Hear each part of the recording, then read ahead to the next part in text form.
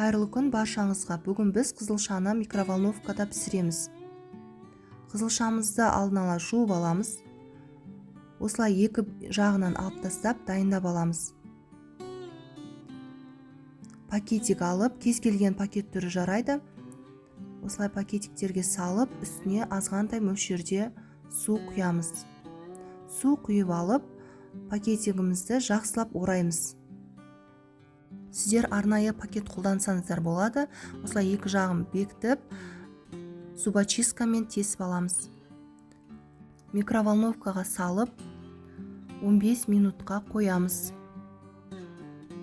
Сіздер қызылшаның көлеміне қарай 15-20 минутқа салып пісірсеңіздер болады. Мінекей біздің қызылшамыз пісті. Піскен қызылшадан түрлі салаттар дайындай аласыздар. Мен осылай бір алманы алып, жақсылап турап алдым. Туралған алманы және қызылшамызды осылай блендерге салып, қатты жылдамдықта езіп алдым. Блендерімізді барынша қатты жылдамдыққа қоямыз. Мінекей біздің салатымыз дайын. Бұл салат әсіресе үлкен кісілер мен балаларға өте пайдалы, витаминге толы, иммунитетті көтереді.